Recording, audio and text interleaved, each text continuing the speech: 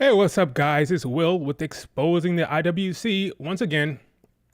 And today we are doing something I've never done before.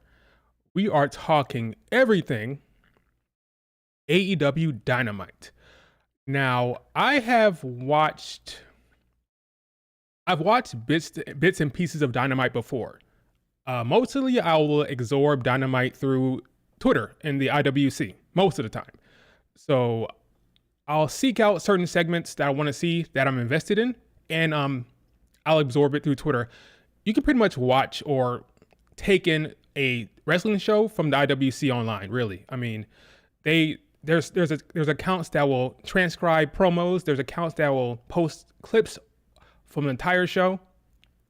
You really don't have to watch anything if you don't want to, really, when it comes to the wrestling business. But this time around, coming off of Double or Nothing, I decided, you know what? I'm going to sit back, relax, and watch all 2 hours of Dynamite. And I did it. And I have some thoughts. I definitely have some thoughts. Yeah, there are accounts that will basically post the entire damn show, clip for clip. Anything that big that happened on the show, you can pretty much watch it online on Twitter. So you don't have to watch it. You can watch Dynamite without watching it. But this time, I sat back, relaxed, and watched all 2 hours for the first time. Now, I have some thoughts about Dynamite and how it's booked. If you're one of those people that hate everything AEW does, you may or may not enjoy the stream. If you're somebody who thinks Tony Khan is a god and he does no wrong, you're definitely not going to like this stream. I'm letting you know right now, full disclosure, right off the bat, that I have opinions, good and bad, of what I watched last night. We're going to dive into that. So here's a question. Did you watch Dynamite? If you're listening to me right now, in the comments, in the stream, whether you're watching it on replay or now, did you watch Dynamite? And what are your thoughts on Dynamite as a whole? I'm going to dive in here in a second on Dynamite. What's up, Keenan? What's up, David? Yeah, what's up? Mala Love, how you going? It was interesting show. I'll dive into it. Dynamite yesterday has been questionable booking decisions. Dynamite was I won't spoil it, but I'll dive into it in a second. You watched Mercedes Moné promo, yeah, in the main event. That's pretty much the typical thing I see for people who aren't diehards. Watch what's happening with Mercedes, then watch the main event. Right, it's pretty much what happened. So let's dive into Dynamite. Again, do me a favor, like the video, subscribe if you're not subscribed, leave a comment, and let's get started. So we open up with Mercedes Moné dancing her way down to the ring. Now, if you didn't know, Mercedes Moné beat Willow Nightingale at Double or Nothing for the TBS Championship. So she's holding that TBS belt, and she's like, she's feeling herself. She's enjoying the vibe of her music. CEO, all fun and dandy. I appreciated that. And then she started talking. She started opening her mouth. And at that point, it became quite clear that Tony Khan doesn't know what the fuck he's doing with Mercedes, unfortunately. I thought we had it figured out. I thought we talked about this, Tony Khan, but apparently he's not having it figured out yet. Because when she started opening her mouth and started talking, it became quite clear that Mercedes Moné was in fact a babyface.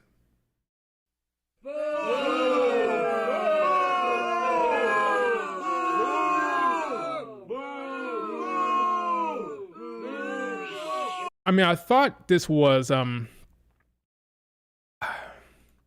we spent 2 months with Mercedes Moné when she first debuted. Hearing her cut promo after promo that was very much babyface driven and in line with that type of character. And we, for the longest time, were saying, Tony, Mercedes Moné is more comfortable as a heel. She's more comfortable there. Maybe she should lean into her heel stuff. These babyface promos are not cutting it, so perhaps we should take a pivot here and push her more down the line of the heel character that she did in the WWE, potentially some version of a heel character. Um, he didn't do that. But ultimately, when we got to the Willow Nightingale feud, and Willow Nightingale is such a natural babyface, everyone loves Willow. She transitioned to heel, at least for her last promo, and it was very much appreciated. It was very much enjoyed by the masses. Oh, this is the character we like. This is heel Mercedes Moné. Let's lean into that. She said that Willow was nothing without her. She said she tried to hit her with a damn belt. She tried to belittle her accomplishments in her career and her upbringing in the wrestling business. She said, "Hey, while I was changing the game, you were somewhere training. Okay, you're beneath me. You'll be nothing without me." She was very much a heel character. I don't know why they decided to not go with that direction here, because clearly and obviously she was babyface last night. Yeah, I don't understand what's happening here. She hated Willow 2 weeks ago, and now in this promo, she like trying to like say, "You get him, girl." Like, "Hey, I told you guys about Chris Statlander and Stoke. Come back and you go kick their ass, Willow. You go, girl." She's like supporting her. I'm like, what? What is Tony Khan's obsession with Mercedes Moné as a heel? I mean, as a babyface. I don't get it. She's so much better as a heel, but Tony Khan does not see that. He wants to push her as a face, but I don't understand why. I thought we had something going last time with Willow and that dynamic. I thought that was direction, but apparently not. She just like completely forgot everything she did last week. It's like it's nonsensical. That's what it is.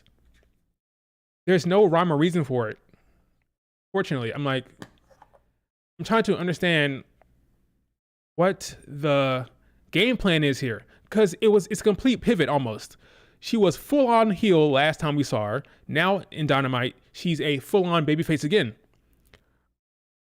It's like, okay, let's make the Willow feud work for now, and then we'll go right back to what we want to do, which is babyface Mercedes, and it just doesn't make any sense. They're flip-flopping, exactly, Richard. They're flip-flopping back and forth between these two characters, and I'm not exactly sure why he's doing that. So she bigs up Willow and says, "Hey, you go get him, Willow." All right, and then she talked about Forbidden Door and how she's looking forward to that. And then then the screen goes like to black or whatever, like not the screen, but the screen turns. And Sky Blue is in like, she's blacked out almost, like it's dark, whatever she is. She's dark. It's dark. The lighting is dark for whatever reason. She's talking about how she's the one that attacked Mercedes Moné.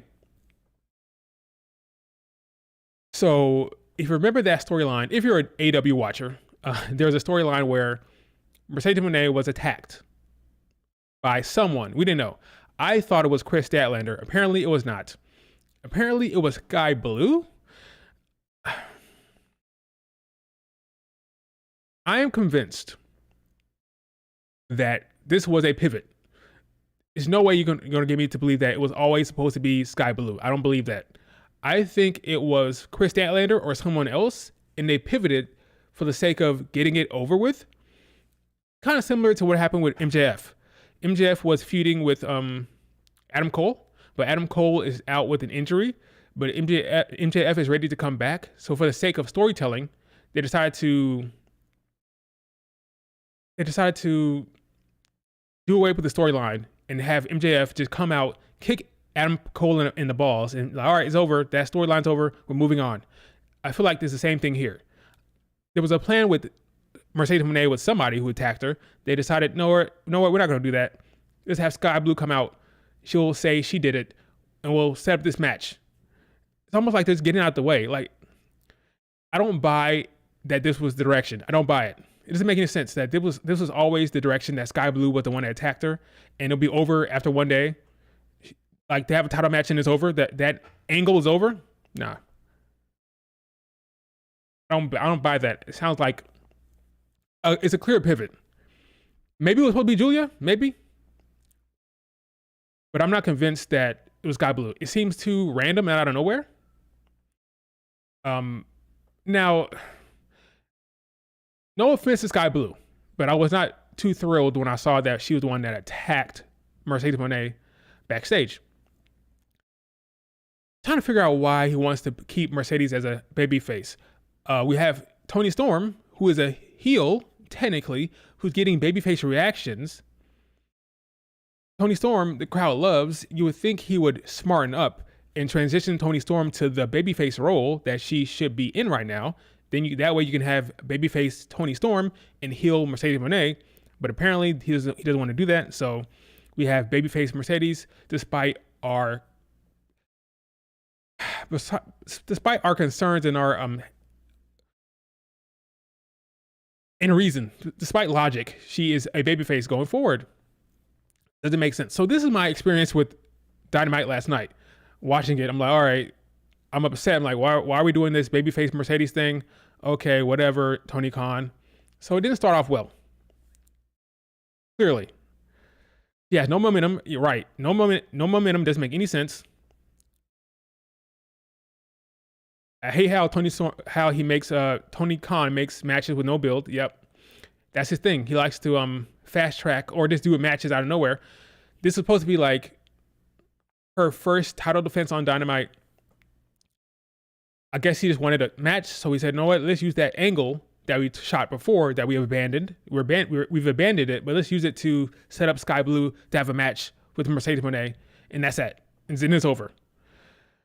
So it didn't start off well, to say the least. Okay, then we move on to Swerve. He's wrestling with Kill Switch. Like I'm supposed to give a damn because I did not care for this match. Fine match, it was fine. Like it did what it. I mean, the champion had a match.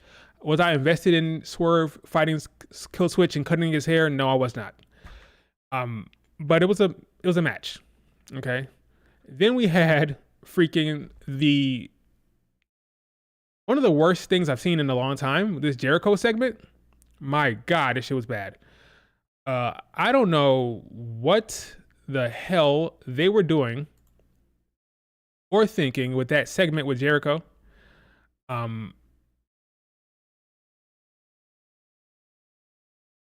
I don't know what the goal or the game plan is. Maybe I'm not paying attention to this whole storyline, okay? Maybe I'm not. Maybe this is the one thing I'm not following via IWC. But this thing was horrendous. And this was like a longer segment. I'm like, this is the first hour of the show. Apparently executives were there. They had like WB executives in the house. And this is what you're subjecting them to? This freaking Chris Jericho nonsense? Give me a break. It was abysmal. I don't know how the crowd was listening to that and not booing the hell out of it. I guess it's supposed to be annoying. Call it TV time with Jericho. It's supposed to be ironic. Like, oh, I'm taking up TV time. All this TV time with this bullshit, you know? It was horrendously bad. The learning tree shit, yeah. I'm sitting under the learning tree, yada, yada, yada. Terrible.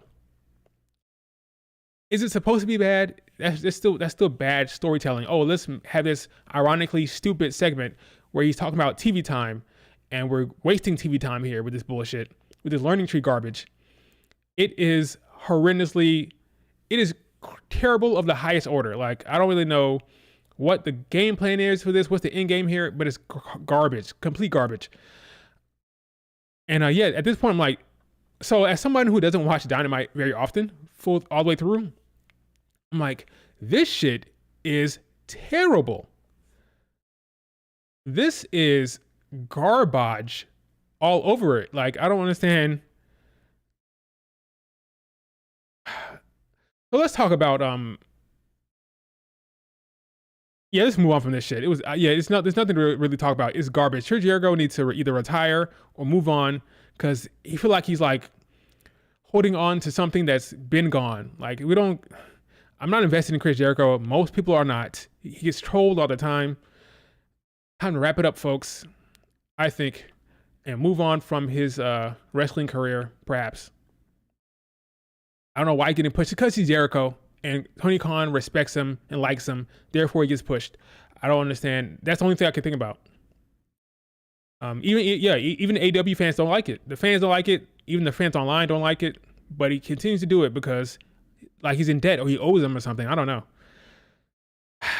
It was bad. Okay, so let's talk about this whole AEW's dynamic in terms of other promotions. So I was watching AEW last night. Now I know about these other promotions. I know about CMLL. I know about New Japan and all this stuff, right? And Noah and all these different companies, and TNA, of course. So I'm like, I can keep up with this, but I don't know how newcomers and new viewers can understand what's happening with this show. I mean, at one point they cut a after this promo. I don't know if it's after this promo, but some promo they cut. Then after that, they showed a vignette of Stephanie Vaquer, who is the CML Women's Champion, CML Tag Team Champion, and the New Japan Strong Women's Champion. They cut a vignette for Forbidden Door. Then right after that, they cut to Moxley, and he's cutting a promo talking about New Japan and wrestling and GCW and all this stuff. I'm like, dude, I was watching Dynamite for the first time. It's one thing to be confused about the current belts that they already have, but you have AEW talent holding New Japan belts, and they're freaking advertising the Forbidden Door.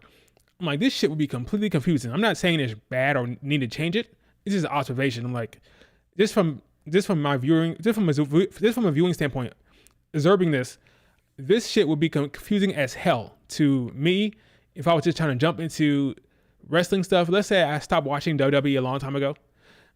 I stopped watching WWE. I want to dive into AEW. This shit would be confusing as fuck. But I'm not saying they need to change anything. I'm just an observation. It's kind of confusing. So like with anything, you Google it, you study it, you learn it. It can be learned, sure, but it just I just wanted to comment on that. Like, it would be tough trying to jump into AEW for a while. It would take like a week or two, more than that, to like really understand what the hell is happening. Especially if you don't know about these other promotions. So they cut to after Moxley and all that crap, we get Don Callis offering Orange Cassidy a spot with the family. He says no. And then Chris Statlander and Stoke come out there, and they're talking, and like they accept on the behalf of Trent Beretta, and he attacks Cassidy. Oh, this is a decent segment. It's fine. Like the first hour was just not that great. It just wasn't, especially this Jericho bullshit. But from the Jericho thing, from the Mercedes Moné babyface promo, from the Don Callis Orange Cassidy shit, it just was not the best experience for me. I think the Orange Cassidy stuff was the better of the stuff like that I saw in the first hour. But just based on that alone, I'm like, who the hell is watching this stuff? The Orange Cassidy Trent feud is boring. It came across as boring to me. Yeah, it was just like a tough watch the first hour. Nothing that happened in the first hour grabbed my attention. Nothing was interesting to me. It's all either terrible or below average or bland. Wasn't the best. All right. Then we move on to the second hour was a little better. Okay. So then we have the Mercedes Moné Sky Blue match. Mercedes Moné had the good match, solid stuff. Can never complain about her in the ring. Fine. Wasn't like a barn burner or like a banger, but it was just fine. You know, it's a fine match. I thought Mercedes Moné, we've been wanting her to be in the ring. We've been wanting her to show out in the ring, and she has now joined the ranks of the wrestlers. You know, she's now wrestling on TV. We'd rather her wrestle than cut a bunch of babyface promos. So this was good for me. All right, cool. No more promos. We can actually see her wrestle. This is where she shines. This is where she's the best. She's a ring general. She's one of the best. Okay, great. You know. Okay, great. Now, she beats Sky Blue. Now that storyline is over. That is done with. You know, that storyline that was no way planned is now over. And then they start setting up Forbidden Door. And we get good old Stephanie Vaquer. Now, if you're not familiar with her, I'm sure most of you are. She, like I said before, I already said it. She's CMLL Women's Champion, Tag Team Champion, and she holds that New Japan Strong Women's Championship. The very championship that was made for who? Mercedes Moné. So, she's holding her belt, basically. I don't know if that Forbidden Door match will be for the New Japan Strong Belt. But if it is, Stephanie, it's over. It's over. It's over like Rover. You're going to drop that belt. They created the belt for her. They created the damn belt for Mercedes. You don't think they want her to hold it? I mean, let's think about this for a second. Willow held the belt. Julia held the belt.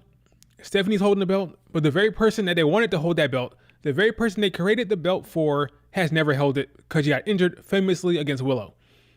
If that belt is on the line, she's dropping it to Mercedes quick, fast, and in a hurry. I just hope Stephanie Vaquer is aware of that. Now, Richard just mentioned something here. Exactly. She's winning it if it's on the line. Now, Richard, you mentioned something here in the chat that Stephanie walked out there. She stood at the top of the ramp. She held up the belt, the New Japan belt, and that was it. That tells me the New Japan belt is probably on the line. Therefore, she drops it. That's number one.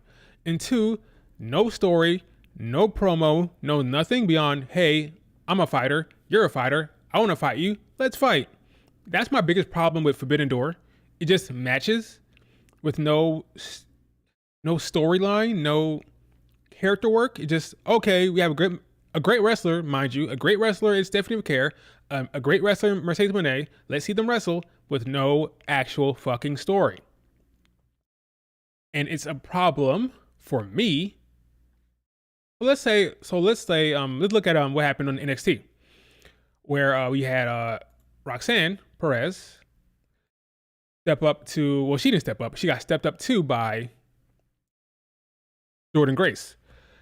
Does that have a major storyline? No, but what happened? She came out there, she cut a promo, she said, hey, in a promo she said that she wants to see who has the better strength foundation, who laid the stronger foundation. She wants to challenge herself against Roxanne, and she wants to take her belt. Not great, bare bones, but at least it's something. It's something. And it's in NXT, not the main roster stuff, right? Mercedes Moné is your top star, your top women star on the roster.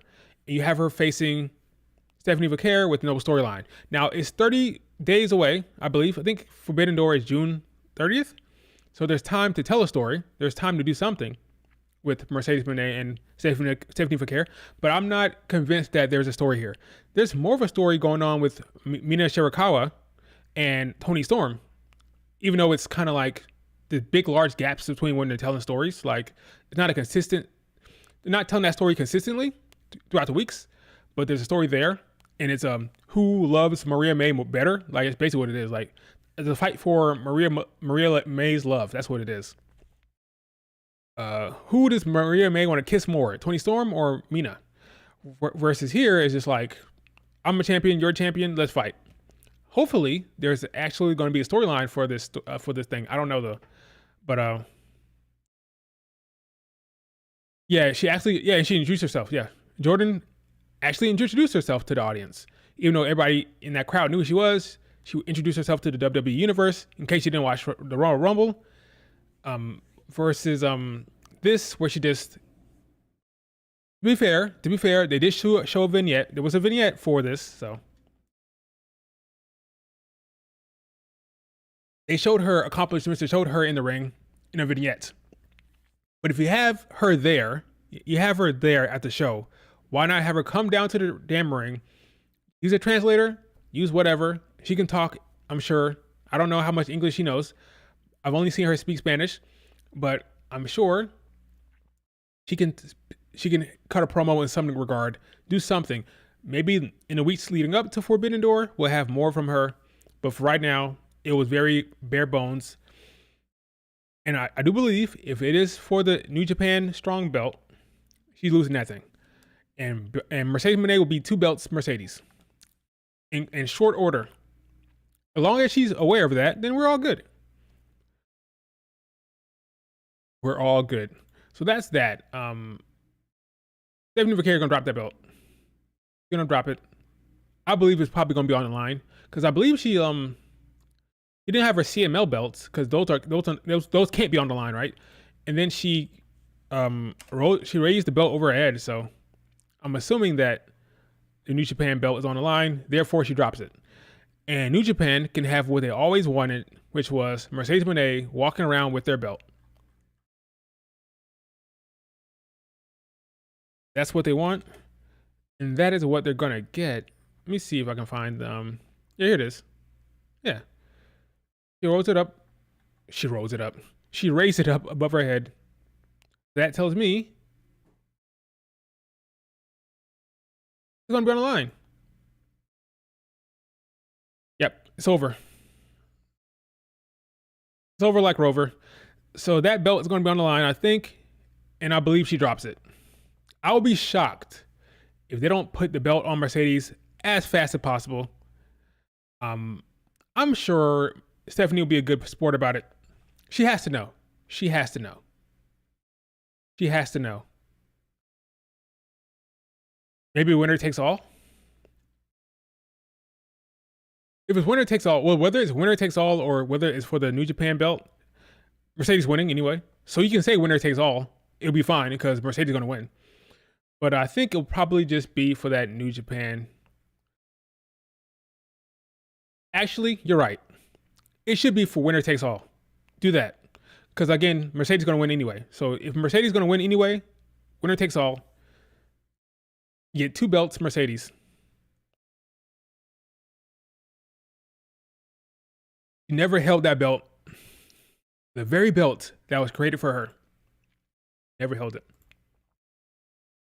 So I think that changes very soon. At Forbidden Door. All right. Next we had the Elite. Now this is the main storyline, which is probably the storyline that Swerve should be involved in right now. Swerve is not in the main storyline, the champion, the A champion. It's Okada and the Jacksons in the Elite. And the scapegoat, Jack Perry. They're in the Elite storyline. They're in the top storyline where it should be Swerve in there somewhere, but whatever. This segment was not bad. It wasn't a bad segment. You had Jack Perry. They tried to give him the TNT title. They tried to just award it to him. But then Tony Khan, by way of Christopher Daniels, came down there and said, "Hey, we're not having that. It's not happening that way. We're gonna have a ladder match for the title," which is a good thing. I like that idea. Do a ladder match. I'm sure it'll be great. It'll be a banger. Raise that damn title over the ring. Have qualifiers for it. That makes sense. Those matches have stakes. Build up hype for it. Excitement for the TNT title. All that makes sense. I would prefer they do that than just put it on Jack Perry immediately. Now, would it be smart to have Jack Perry win it anyway? Probably by way of cheating. That's get a lot of heat. And then Adam Pearce is gonna be out for Adam Copeland. They both blocked me, by the way. Adam Pearce and Adam Copeland both have me blocked on Twitter. Adam Copeland can come back whenever he comes back. I don't know. He'll be out for a long time. But if you want to put the belt on Jack Perry, then you have him win it in a ladder match by way of cheating. That works well. It gives you stuff to like put on the show that has stakes. These qualifiers have stakes. The match will then have a big goal at the end of it, a big prize, that title. That makes sense. Set it up for that show. I think it's at Forbidden Door. I don't remember. I think it's Forbidden Door, but I'm not sure. Yeah, bad injury for good old Adam Copeland. Very silly injury. He should not have jumped the way he did, but he did that. So yeah, that makes sense. So second hour, I'm good with it. I was good with what we were getting. Then we had the main event, which was this is AEW at its best. If you ever ask yourself, why do people like AEW? Look at the main event. This is it. You have different people from different promotions running into the ring in a gauntlet match. It's exciting. It's fast. It's dynamic. It's cool. It's fun. I thought the match was fantastic. Will Ospreay was super over. Which is why I think what's going to happen is going to happen. Like I'll talk about that in a second. But I think Will Ospreay is going to get that belt sooner rather than later. He's the ace of AEW. That's clear. Tony Khan loves Will Ospreay, and the crowd loves him. He's the ace, top star at this point. Great match. Now the question is here: why are you doing? Because spoiler alert, Will Ospreay won. So you're doing a Swerve against Will Ospreay final. And the question is, why the hell are you doing this? Why are you doing Swerve versus Will Ospreay? Don't you want to save that for All In? Don't you want to have an actual Forbidden Door match? Maybe have Swerve fight somebody from CMLL or New Japan? Why are you doing Will Ospreay against Swerve now? Doesn't make any sense. Why are you doing it? I don't know why you're doing this, folks. The only thing I can think about, he wants to put the belt on Will Ospreay. Nothing else makes sense. Now you could argue maybe he wants to do an angle where Will Ospreay gets turned on by his boy. I gotta do his name. Who's the dude who rolls with Will Ospreay? Anyway, maybe somebody betrays Will Ospreay, right? And then you set it up for All In or late. But if you're gonna set it up like that, what's the point of even doing it this way? You don't need the Forbidden Door match to set up a Will Ospreay against Swerve later on. You don't need that. You can do Will Ospreay's over. There's plenty of ways you can set up that match for All In. Why are you going to use Forbidden Door? Doesn't make any sense. It would make more sense to just have another Swerve victory here and then set the match up later. You don't need any work to set that up for All In. You need no work whatsoever. It's freaking Will Ospreay. It's Swerve. That match can write itself. You don't need a Forbidden Door angle.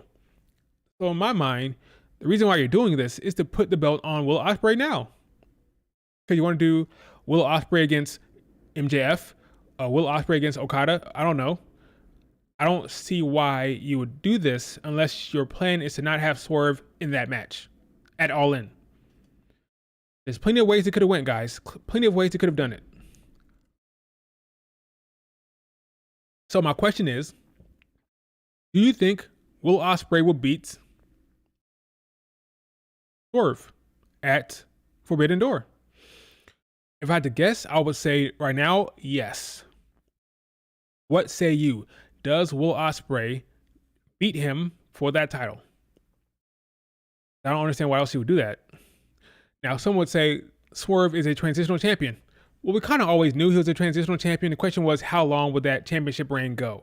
We always knew that ultimately, or at least I did, Swerve would be dropping that belt to Will Ospreay. We all knew it. It was going to happen. The question is, when? So, does he pull a trigger at Forbidden Door or does he wait?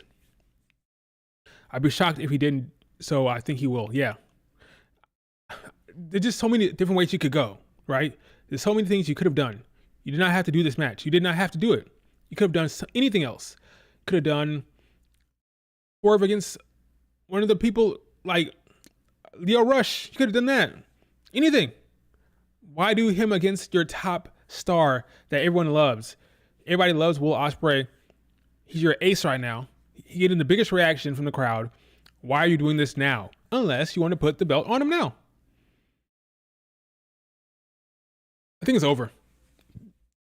Similar to Willow. Willow deserved better, right? Willow was a top babyface. She was getting great reactions. The crowd loved her. People love Willow. What did they do? They took the belt off Willow and put it on Mercedes Moné.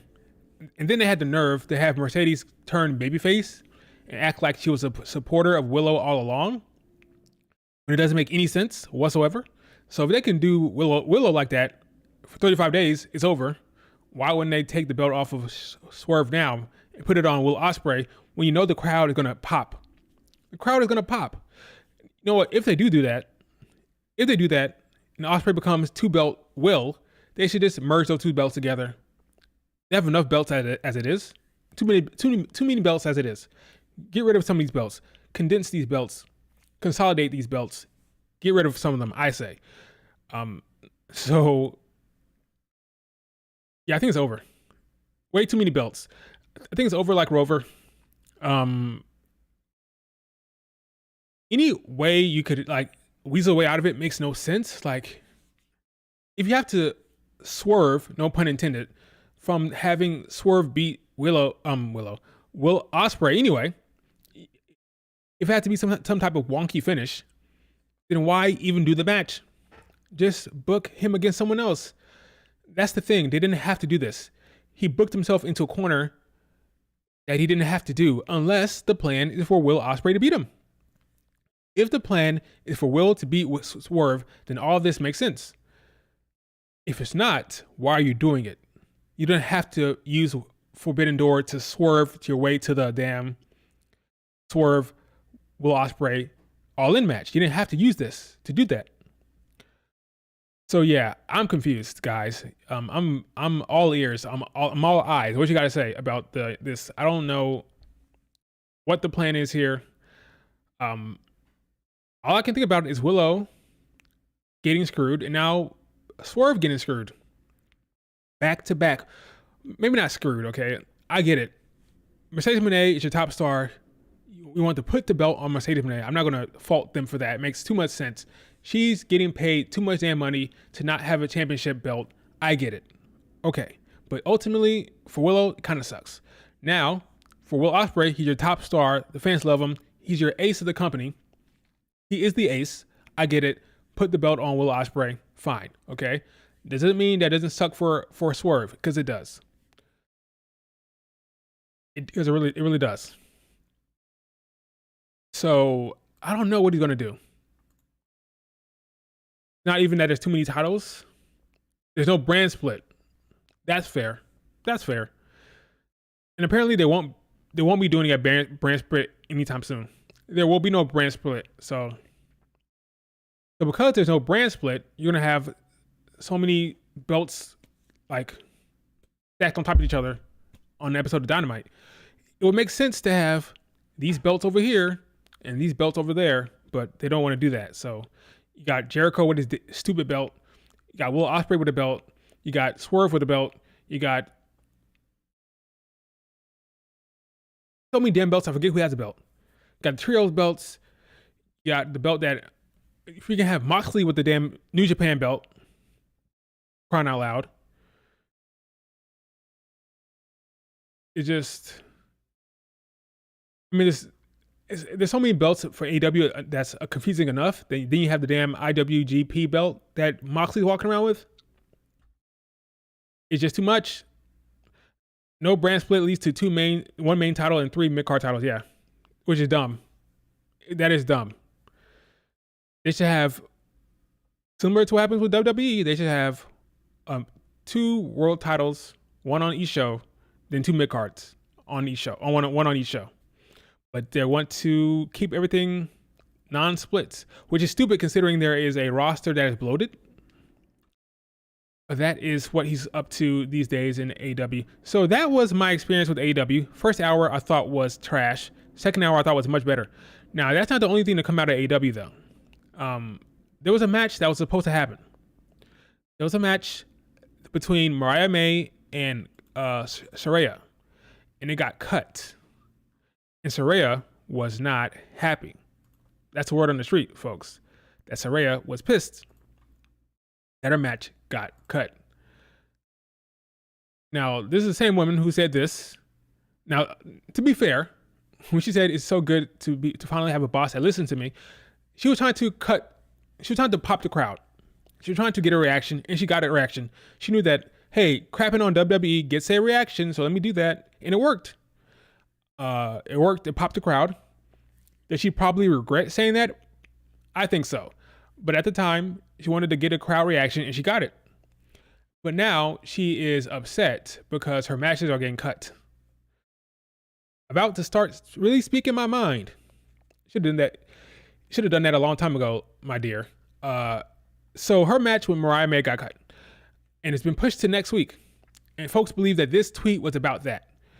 I don't know why she's surprised. I mean, Tony Khan loves his one match women's shows.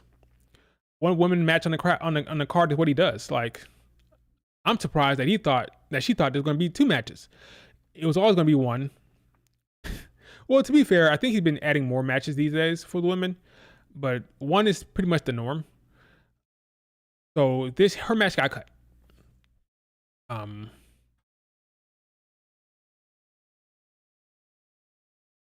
Oh, that quote was written by Tony? So this was oh yeah, I'm not surprised one bit. This was a Tony Khan line. I wouldn't be surprised one bit. Lost so much momentum. Like, she would probably be like the big, like, oh, I'm about to bring in the revolution to AEW. This is my time to start a new revolution to really bring the women along, you know? Then it turned into like the outsider storyline with Tony Storm and Ruby Soho. And Toni Storm went on to better things with her. I don't love it, but the crowd loves her character, the Thomas Tony stuff. And she's kind of just floundering around. So it's something to keep your eye on. Saraya is not happy in AEW. I could have told her that was going to happen because Tony Khan is booking, and he has his projects. He had a Toni Storm project, had a Julia Hart project. Now he's invested in Mercedes Moné. So Saraya, you're going to be on the outs for a while. Sorry, I don't know what to tell you, but I don't know. I don't know what she's doing. Like, what's her storyline right now? What's her top story? I don't know. I have no idea. She is you're gonna have to figure that out. But she's not happy, folks. Yeah, that Outcast storyline was terrible. Terrible storyline. That was. Helped nobody. But apparently that her match is scheduled for next week. So it's still happening, just not happening this week. And that can be frustrating to plan for a match, be excited about the match, and then have that match not happen. What did I see about freaking Chad Gable being like free agent in a week? Chad Gable's contract with WWE is set to expire next week. No deal has been reached as of now. That sounds insane considering his push. Do I believe that? I guess. But he's been pushed rather strongly the past couple months. So how can his contract be up with that in mind? Doesn't make sense. I'm not saying that report is wrong, and just kind of weird. Just kind of weird, that's all. He should be fine. Yeah, I agree.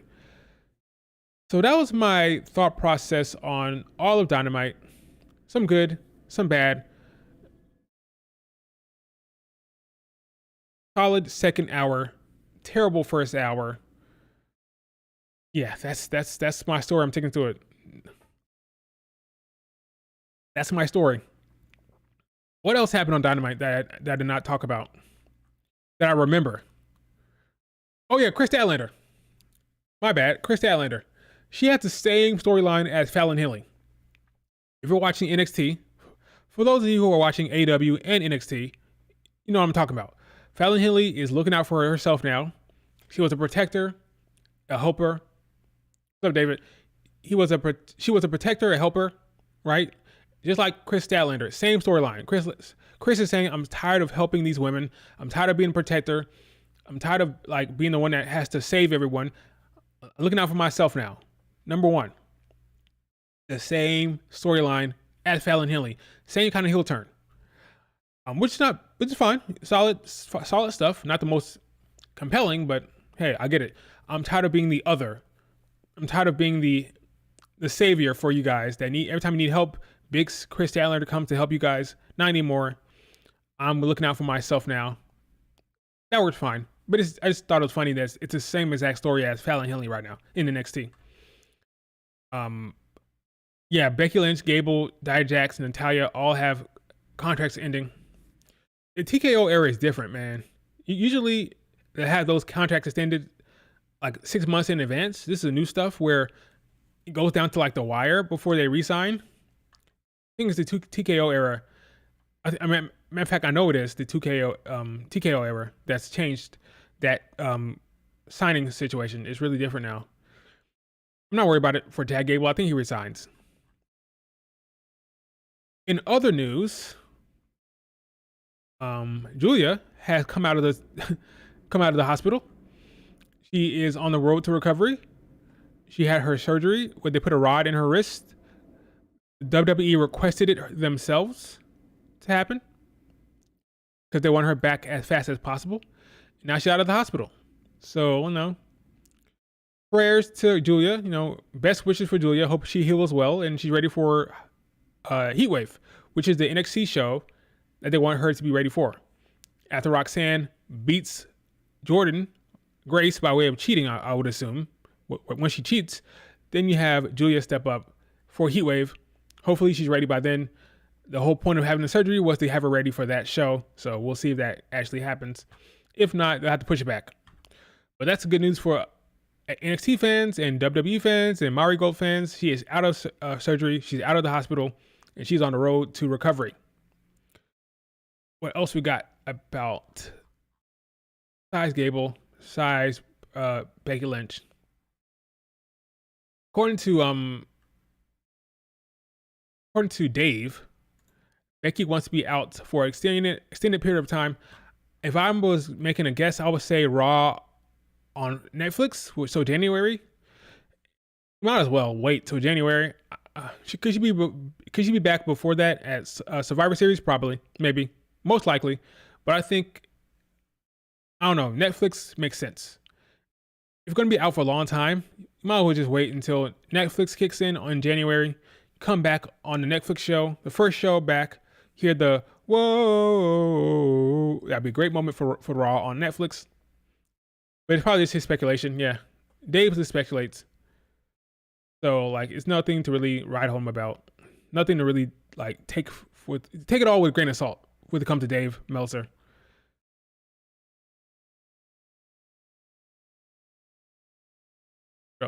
Here we go.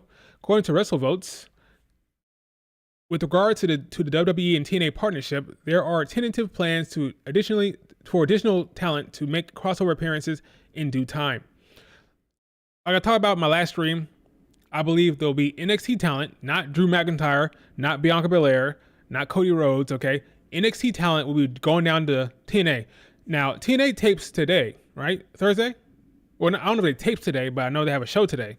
When is TNA tape? Does it tape live or is it on delay? Is TNA on delay or is it live?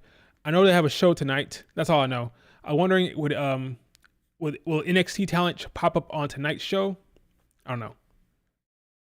Some of the shows are pre-taped, exactly. So maybe we don't get NXT on the show tonight. Maybe next week or whenever they tape, because it's not live.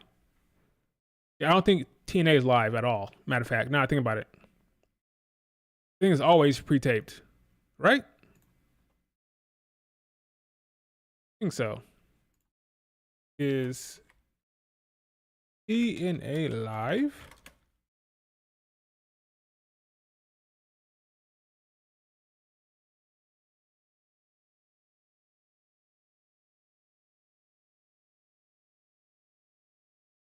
Oh, sometimes it is live.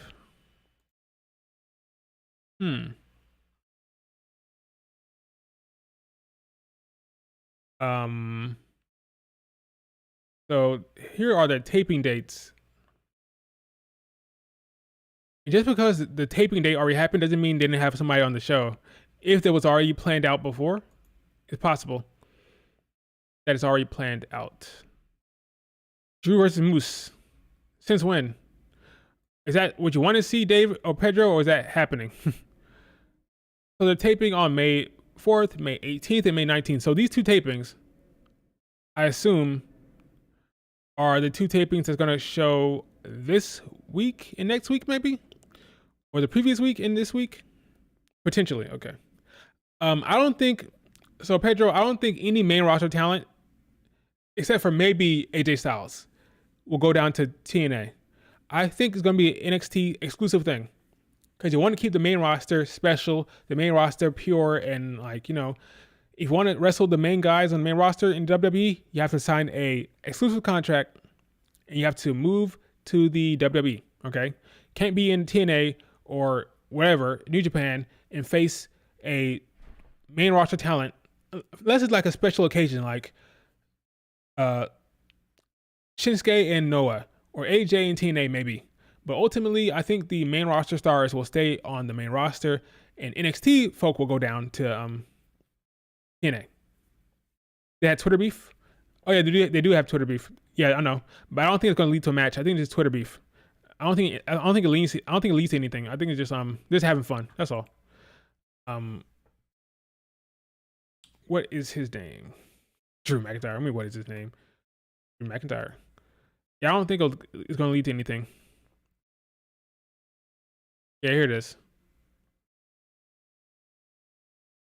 Door opens both ways. I'm not convinced it's going to go anywhere. I mean, I could be wrong.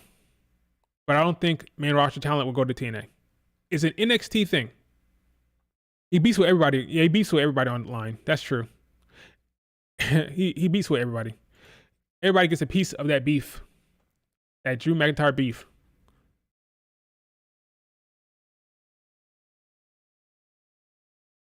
But besides that, that's all I have for today, folks. That was my AEW experience. Will I be watching AEW every week, the full show? I don't know. We'll see how it goes. We'll see. We'll see how the next show goes. I'm not convinced I will, but we'll see how it goes. We'll see. Any questions about anything, whether it be NXT, WWE, AEW, whatever? I am all. Oh, knocked over my cup. I am all ears.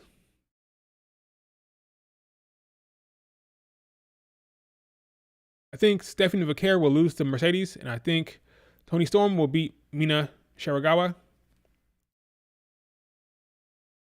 What are my expectations for SmackDown tomorrow? We will have a glorious ceremony for Nia Jax. She will be dubbed the Queen on SmackDown. I think Bayley will interrupt her from the ramp, and I think Piper Niven will attack Bayley from behind. Because I think the Piper Niven Bayley storyline comes first, of course. So they want to keep us knowing about the Bayley Nia Jax stuff. So I think she'll have Bayley interrupt. But after that, Piper Niven will attack Bayley to remind folks, hey, remember, it's about Piper and Bayley right now. Bayley versus Nia Jax is down the line. What do you see as Cody's opponent for Clash at the Castle? Assuming he defends there, which I think he will. SmackDown. Clash the Castle.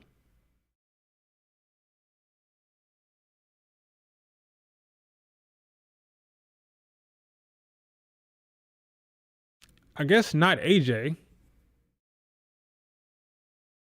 Not Logan Paul, obviously. Not Randy.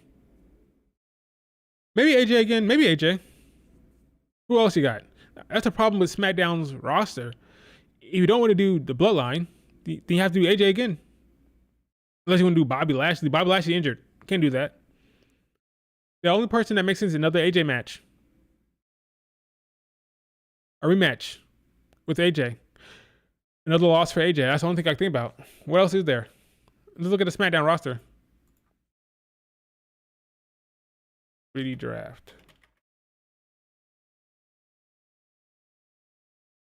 Has to be AJ, I think. Yeah, Bobby's hurt. Yeah, and a babyface. So how does that work?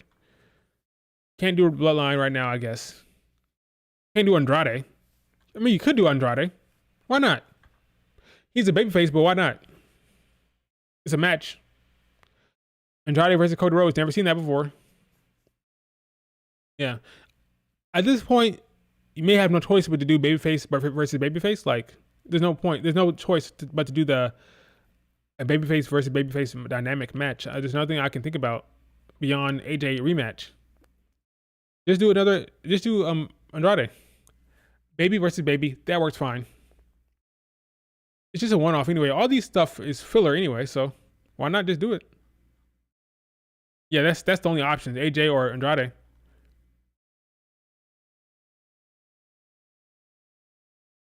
Oop. Okay, Pedro. They don't have any heels. Does Bianca and Jade wrestle next week? I think they just show up. Unless, I mean, there's time. They can announce that match. Wait, when is Clash at the Castle? Clash at the Castle 2024. Like June, like 15th. Okay. And today is the 30th. Which means you have two Raws. Assuming you want to do the Unholy Union against Bianca and Jade, you might want to get that match out of the way. So I'm going to say yes. I mean, you could do it on the 10th, but that's two matches. That's two tag team matches for the championship on the same week. Um, that'd be Monday, and then on that Saturday, I'm gonna say yes. I have no confidence in that, but I'm gonna say Bianca and Jade will face Shayna and Zoe on Monday the 3rd. Then they'll set up Clash of the Castle match as well. And then you get Bianca and Jade against the Unholy Union on the 15th. Yeah, there's 2 Raws until Clash, so you might as well to get the match out of the way. They've set up matches the day of. They set up matches the day before. They'll just say, Adam Pearce will come online and say, next week or next Monday or tomorrow, we're going to have Bianca and Jade against Zoe Stark and Shayna Baszler. Simple as that. Then you have the Unholy Union get involved after the match, maybe, or confront them. Then you set up the Unholy Union against Jade and Bianca on Saturday. That's my story. That's my story. I'm taking to it. They could main event Raw. They could. And again,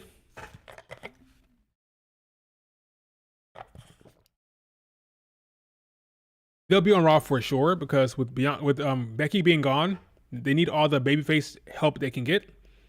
So Bianca and Jade will definitely be on Raw going forward for a while. It makes sense. It makes too much sense. All they have Lyra. Just have one babyface. So have some other babyfaces over there. And then you have Bianca and Jade ready to go for the tag division. LA Knight. LA Knight's going to be setting up to fight Logan Paul. Oh, yeah. He has a feud against Mello. LA Knight is facing Mello right now. So, yep, she definitely will. He definitely will. Liv Morgan will not be on the clash card. He's alternating. He's alternating title defenses.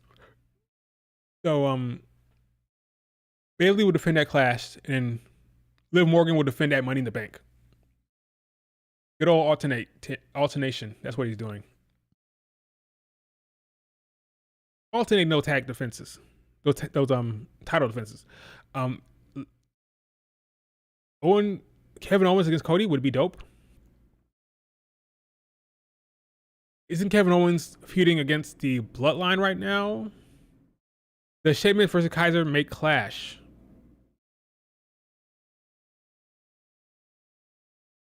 Would I put it on the card? No. Does it have a chance? Yes.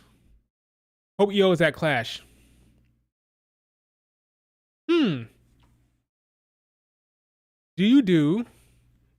Yes, you took the words right out of my mouth, Richard. Do you do EO versus Lyra at Clash? EO better win. But Lyra can have that UK support, right? That would be a good match. A non-title feud for the women. A non-title singles feud that has a PLE match. That'd be great for the women. I'd do it. I'd do it in a heartbeat. Yes, I think EO should win for sure. The way she's angry, you set up EO against Lyra. Now, something else to consider. Well, SmackDown. Okay, SmackDown. SmackDown's in Scotland. So I believe the SmackDown before Clash is also there. That's not Raw. So you could do Lyra against EO at Clash. That's your second women's match. So you have Bianca Jade against the Scottish girls, Alba and Isla. Then you do EO against Lyra. That's your other women's match. You have 2 women's matches on the card. Because I don't think Liv Morgan will defend. That makes sense. I mean, what else are you going to do? What else? That's it. No, 2 women's matches. 2 women's matches. What would be the third? What would be? Oh yeah, shit, Bayley. I'm crazy. My bad. Maybe not. Maybe no EO on the card. In fact, I'm saying no. I'm gonna say no. No. Yeah, you're right. Yeah. No, I don't think so. You'll get 2. You're gonna get 2. No, it's possible. It's possible because he likes to do 5 to 6 matches, right? 5 to 6. If you do Bianca and Jade against the Unholy Union, if you do Bayley against Piper, Cody's going to be on the card. Drew and Damian, that's 4 right there. Maybe the men's tag teams defense, one of them will be on there. That's 5 there. It's gonna be tough. It's gonna be tough to fit 3 women's matches on that card. I think Io and Lyra is a Monday Night Raw match, main event potentially. Right. It may be a Money in the Bank thing for Io to have a match. I think Io might be in a Money in the Bank match, maybe. I think they want to do Lyra against Liv Morgan at Money in the Bank. So if that's the case, then Io might be the odd woman out there.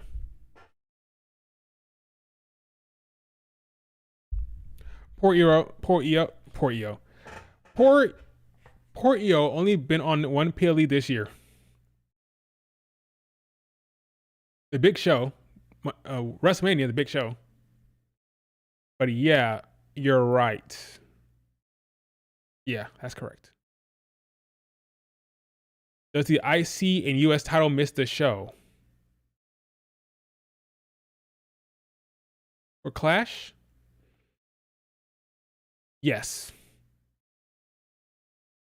The only title that has a chance would be Logan's, because he didn't defend it at Saudi. That's a good question. Sammy defends against who? I think Sammy does not defend. He just defended it at in Saudi. So probably Logan that does it. So maybe no. So maybe no US or IC match at all. I don't think they'll have Sammy defend it right away again. So if they don't put Logan Paul on the card, then both of them will be off. Both US and IC are off. So you do Drew against Damian. You put Cody Rhodes on the card somehow, I guess. Maybe Cody's off. I doubt it, but maybe he's off. You do Bianca and Jade. That's another one. You do Bayley and Piper. That's 4. No US, no IC. There's no other obvious one that makes sense for the location. I mean, unless you want to do Io against Lyra there. That's possible. It's tough. Yeah, the men's tag, maybe Pretty Deadly, maybe Gunther Randy. That's possible too. That's possible. I think it's too early. I think they would have brought it up if they were going to do that. They would have had Randy pop up in the show or something. I think too early. I think Io and Dakota will be on Money in the Bank. Yeah, I think so as well. I think both Io and Dakota will be in the Money in the Bank. That would cause some friction maybe. I would have Dakota win that, but that's just me.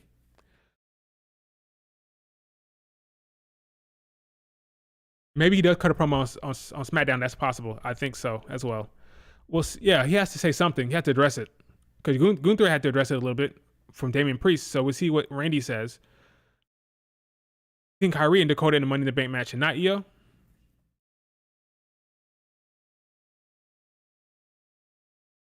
That makes sense. Especially if Io is going to have a match against Lyra here soon. Io, Liv, and Lyra in the Money in the Bank triple threat. That'd be cool. I didn't think about that. Yeah, Io, Lyra, and Liv, LL and L. That'd be a good match. Interesting. It would protect Liv Morgan in a way, because you can have Lyra and Io go at it a lot during that match. That's a good call. Yeah. Lyra, Io, and Liv for Money in the Bank. In fact, I'm gonna guess that is the because you have Liv Morgan, who is okay in the ring, like she's solid, good. You have Lyra, who's new to the business. Maybe put Io in there to have a little bit more of a punch, a little bit more flavor, a little bit more talent in there. Some a veteran who's very good. Triple threat match. A TJ Wilson booked or produced triple threat with Liv Morgan, Io, and Lyra could cook. That could be good. That could be really good. That's what I'm hoping for now. That's my hope. That match would be great, I think. Or at least be very interesting in how it's booked. I love triple threat matches, so that would be really cool to see how that's produced. What else beyond that? Yeah, so that could be a possibility for Money in the Bank, not for Clash. Money in the Bank, that could happen for sure. I don't think Sami Zayn has a match at Clash at all. Like Dijak, no. Dijak was on main event, right? I think that's where he's at right now. I don't think he goes up to Sami Zayn. I think Sami Zayn is off the Clash card. No Clash card for him. Anybody who had a match like on Saudi that wasn't Cody Rhodes is probably off. So no Sami Zayn, no Liv Morgan, no Nia Jax, no EO. No Lyra maybe. Maybe Lyra and EO maybe. But only Cody Rhodes from the Saudi show will get on that card, I think. Everybody else will be replaced with the opposite. So you'll get Bailey. You might get Logan Paul, but probably not. But you'll get Bailey. You'll get Bianca and Jade on the card this time. You get maybe one of the tag teams. Maybe Pretty Deadly will have a match. Maybe the what's their face? New Cash Republic, maybe. That's about it. Does Bloodline have a match against maybe Kevin Owens? Maybe, but beyond that, no, I don't think so. I am down on the Bloodline. I am down on the Bloodline. It could be the same for Abba and Isla. What do you mean? What about Abba and Isla? It could be the same for what? Solo versus Kevin Owens, maybe? Yeah, that could be a match. There, bam. That would work. Am I excited about that match? Probably not, but that could work. They're just buying time. Pre-show. That means Bianca and Jade on the pre-show again. That'd be crazy. To put Bianca and Jade on the pre-show again? I don't know about that one. That'd be that might piss me off at that point. Stop putting them on the pre-show.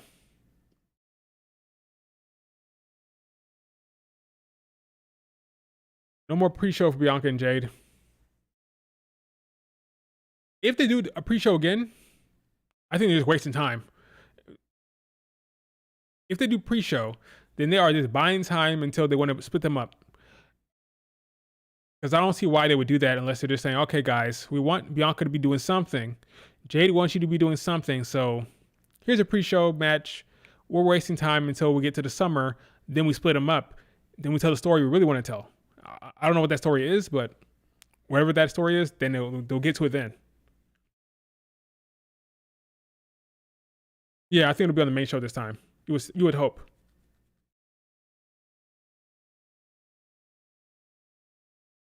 We'll see what happens Monday. Richard, if Monday comes around, we get no interaction between Bianca and Jade and the Unholy Union, then maybe it's time to panic.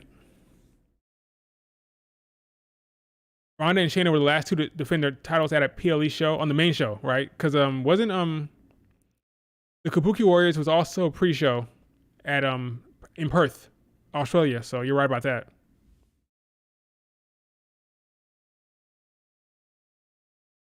Maybe we'll get. No, we're not gonna get that. We're not gonna get a compelling story with the tag team titles for the women. Like I always say, when it comes to the women's tag team division, the storyline is Bianca and Jade and their dynamics. That's it. When are they gonna break up? How long is it gonna take for them to break up? That's the storyline, not the feuds. Unfortunately, not happy about it. Those titles are cursed. Well, let's hope they're not so cursed, because if Bianca and Jade gets injured, that's going to be a problem for the WWE right now with all the injuries. So we want to keep Bianca and Jade healthy for sure. The thumbnail for NXT, Jordan Grace is loving her NXT exposure. Got the thumbnail treatment for NXT. Good for her, man. Good talent. Apparently she's a cool chick, so good for freaking Jordan Grace. Charlotte Flair is not coming back soon. She got injured in November 9 months to get back. We're talking like she's post SummerSlam. Alexa Bliss, yes. She'll come back with Uncle Howdy stuff, I think. Charlotte Flair, that's August, September, October stuff for Charlotte. Yeah, that's another thing. Let's talk about that. Jordan Grace got 100,000 K for 3 appearances, apparently, according to reports. We don't know if this is true, but according to Fightful, they're giving her 6 figures for 3 appearances. That tells me if it's true, that tells me one thing. Number one, they want to sign her when her contract's up. That's number one. They want to make it clear to her, like, hey, we're fans, we like you. Here's a big fat contract. We're gonna spoil you here, let you know how much we like you. So when your contract's up, you can come on to the WWE. That's number one. Number 2 would be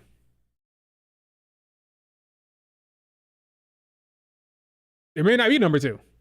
That's the only reason I can think that they would give her that much money for 3 appearances is to make good with her, to let her know that she is seen and held in high regard. Yeah, they love her. That's the only thing I can think about. 3 appearances, 100K.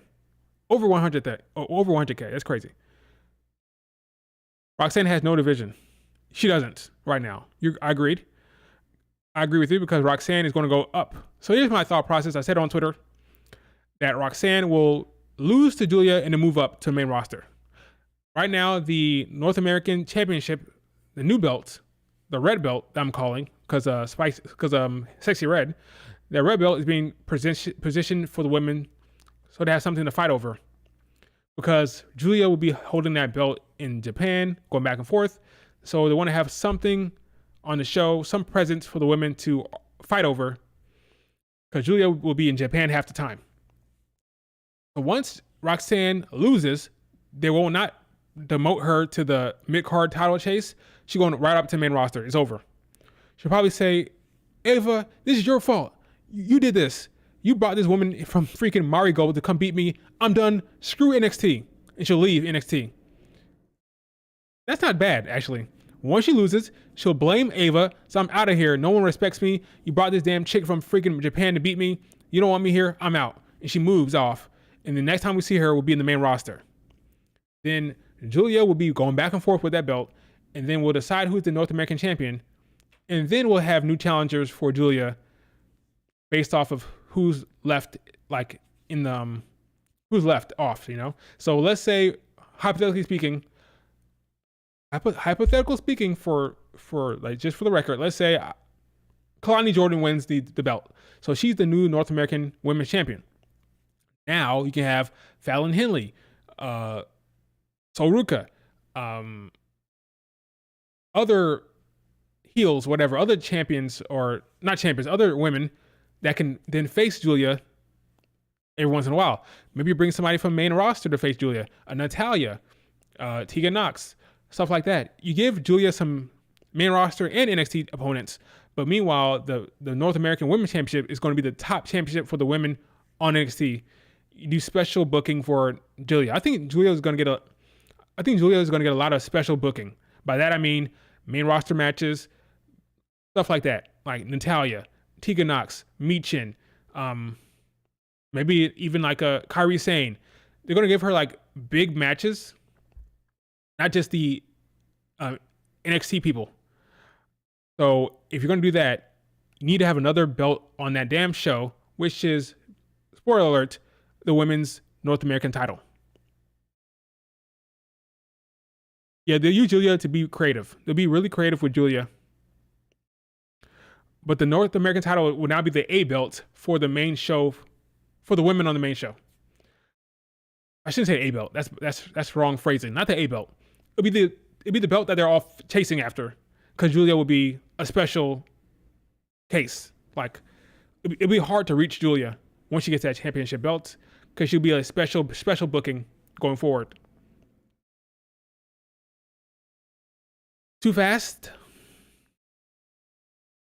I would disagree.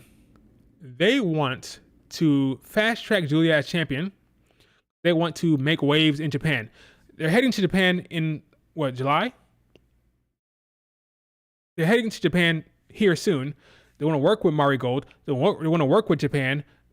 They want to work with the Japan market. So they want to push Julia hard. I think it's fine as long as Roxanne goes up. If Roxanne stays in NXT, then it's a bad look. I think it's bad. But if she loses and then immediately goes up, then it's fine because now you have her as the staple. You have the women with their North American title that they can chase over, and you have her with her special booking. Yeah, same time as the Japan tour, Heatwave. Yep. Roxanne should be babyface when she goes up. I agree. I don't think she will though. She won't. She should be babyface, but she won't. She will be a. Want to make the transition make sense. So just like Carmelo Hayes, she'll go up as a heel. But I do agree she's probably better off as the cute, adorable, talented, short, itty bitty babyface that works well for her. I think the babyface run will work much better on the main roster. I think, but I think she'll be a heel when she goes up, just to make it make sense. Don't pull a AEW, have Mercedes Moné be a heel one week and a babyface next week. No, let's make a sensible transition. Yeah, she should be a babyface on Raw.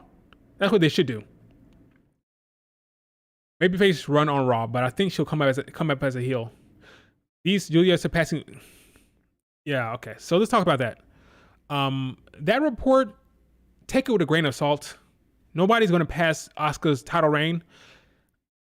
They're not talking about surpassing her in terms of days as champion, but more as in presentation, which I can see that being the case, but I wouldn't really see it as a slight. They're going to be pushing Julia to make waves in Japan, so they're going to elevate her to a very, very high state, maybe even higher than anyone else, and that includes Asuka in that regard, right? So she's going to be positioned as a monster, somebody that can face someone on the main roster, and win that type of level. But they want her to be a big time star to cross over to Japan. So because of that, nobody's pinning Julia anytime soon. Nobody's pinning her anytime soon. Let me tell you. Now that was the same for Asuka, but Asuka was very much because Vince was in charge. There was a separation between NXT and the main roster. The second Asuka went up, she ultimately lost to Charlotte Flair, right? I don't think anybody's pinning Julia anytime soon. Now, so in terms of that regard, I think it makes sense when you compare her to Asuka. But in terms of title reign or in-ring work, that's not the case. They're just talking about presentation and status. Julia will be a long time undefeated streak in terms of days beyond the title, if that makes sense. Well, not beyond the title, because she has to lose the title, right? I don't think she'll have much title defenses. I don't think it'll go as long as Asuka's reign went. I just mean the presentation will be higher than Asuka's, I think, probably. Because they want her to cross over into Japan. That was not the case for Asuka in NXT. It was all about NXT. Julia will be a global thing. Once you be a star in NXT, WWE as a whole, and Japan. So different thing. It's a different thing. She's going to be a god, I think. Exactly. She won't be in NXT long enough. She won't be there long enough. She'll move up within a year or two. Asuka was down there much longer.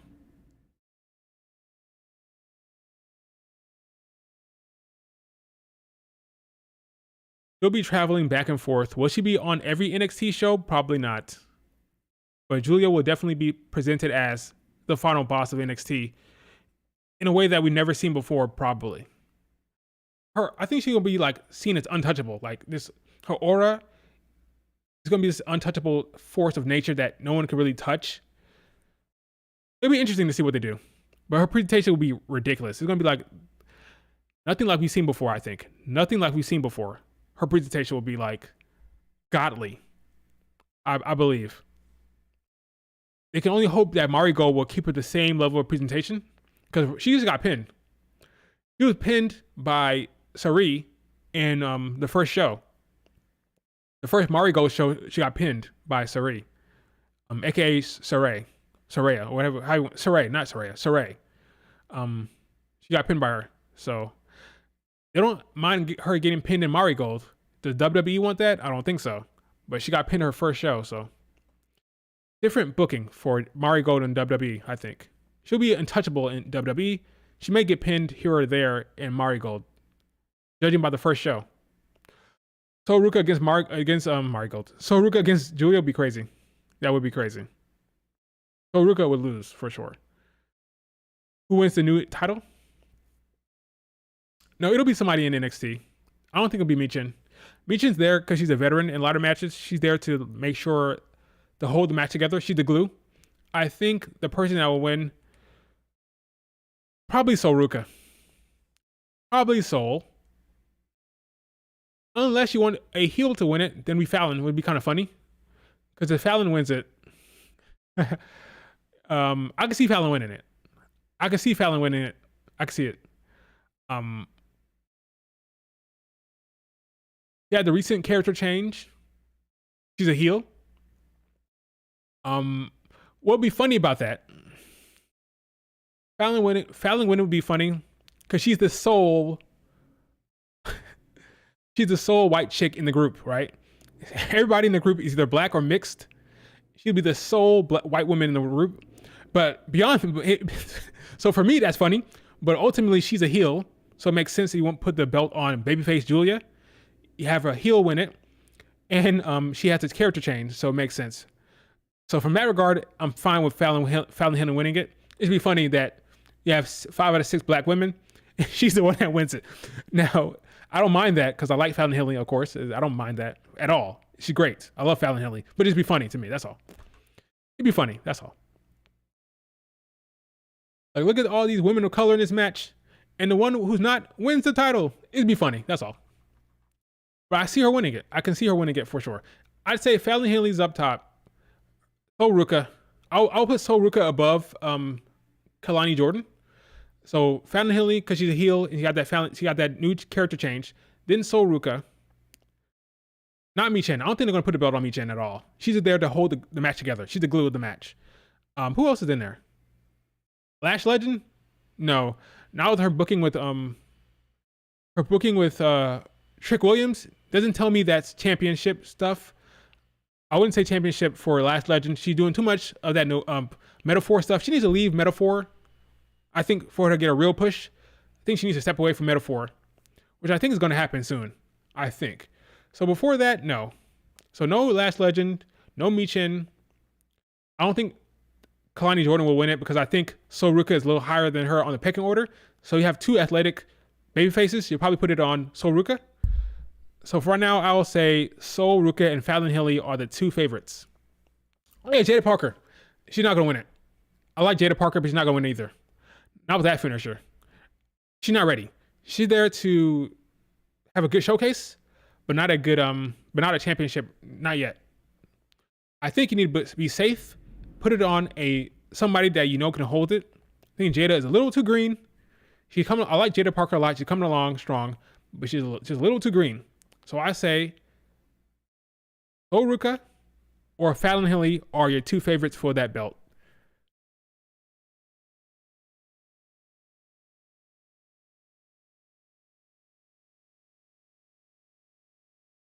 Yeah. Got to build up Lash as a solo act more often. Right now she's doing too much Metaphor stuff. And Jada Parker needs to be built up a little bit more. So Sol and Fallon Henley are the favorites, I think. Sol Ruka seemed like too easy of a slam dunk. Like too easy. So maybe because of that, because it's too easy, put it on Sol. I mean, she deserves it. Great champion, great look. I think she'd be a great champion. Athletic. She has a great offense. Fans love her. She'll look good as a champion. Who do you see climbing that ladder? Who do you see climbing that ladder as a heel? Fallon Henley. I'm trying to envision who I could see them putting, because maybe you want to have Sol Ruka pin somebody for the belt. If you want to see Fallon Henley win it as a heel, that makes sense. She climbed that ladder and she grabbed the title. For Sol Ruka, maybe you want to see her pin somebody for the damn belt. So maybe you hold off on Sol winning it here. You let Fallon Henley, the heel, win it. So right now, I'm going to say the favorite is probably Fallon Henley, which again would be funny as hell if she wins it. considering the dynamic of the match. I will give it to Fallon. Then maybe you have Soruka beat her down the line, or Kalani Jordan beat her down the line. Yeah, let's go Fallon Henley. Let's go Fallon.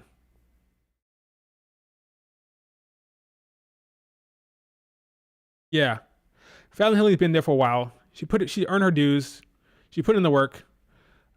I will say, the lone white chick, in the damn match. I say she should win the belt. It's gonna be a banger regardless. We'll put it on Fallon Henley. She'll be the new heel champion. You have a lot of baby faces in line. I feel like you have more babyface challengers than heels, so it makes sense for it to be Fallon. You got Fallon, you got Kalani, got Soruka, you got Thea Hale sitting there. Probably more young, talented baby faces on the rise that can challenge Fallon Henley. So maybe you put the belt on the one heel. I think she's the only heel in that match. Well, Lash Legend, she's technically a heel, but Lash is kind of a tweener. Because right now she's kind of mixing it up with Trick Williams. So Lash is kind of a tweener. But I think she's the only heel in that damn match. So because of that, Jada Parker's a heel. Sorry. Jada's a heel. Jada's a heel. She's a heel. But she's not ready.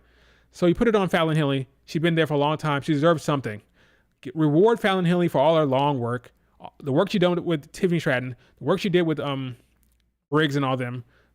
All the work she's done. Put the belt on Fallon Henley. That's my story.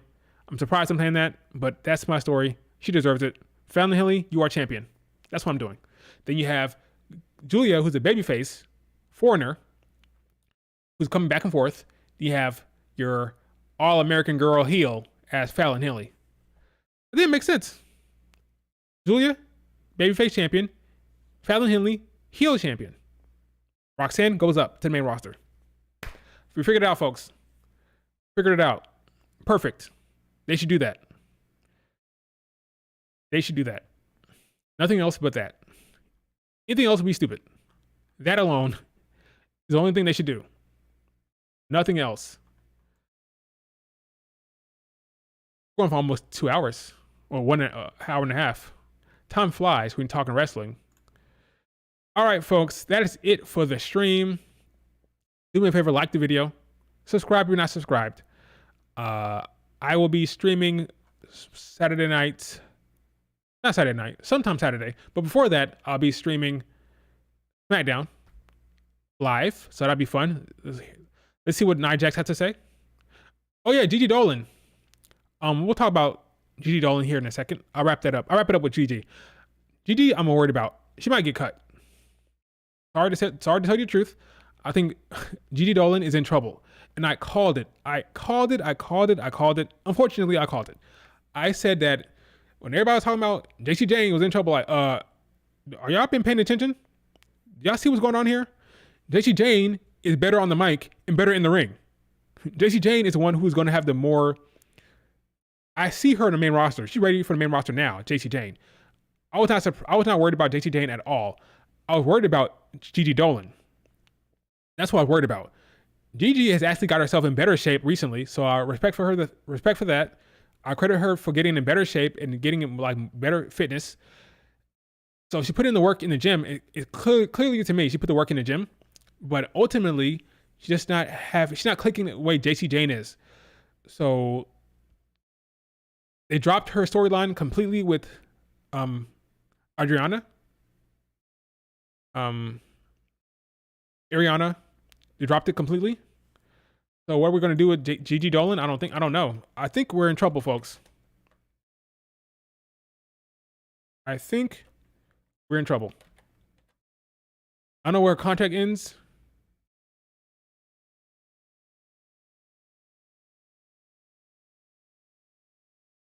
Ariana Grace has moved on from Gigi Dolan. I think she's in trouble. I would not be surprised one bit if she got cut.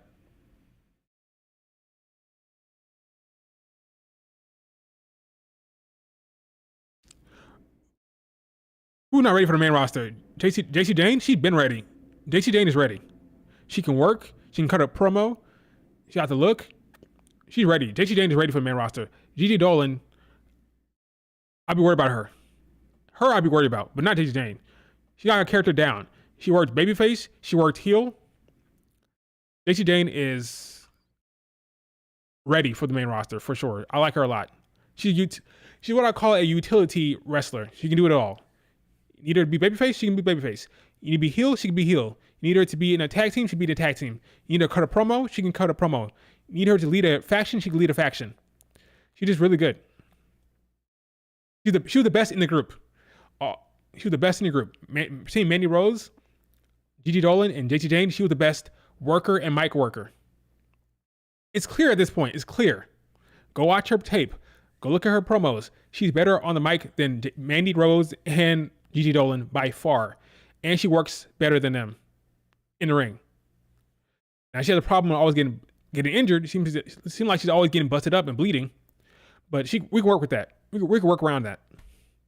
She's faster than both of them. She works better. She's a better worker. But yeah, we'll see what's going on with Gigi Dolan, but I'll be worried about her right now. All right, folks. That's it for sure now. I'll see you guys on Twitter. Like the video. Subscribe to the channel. Talk to you guys later.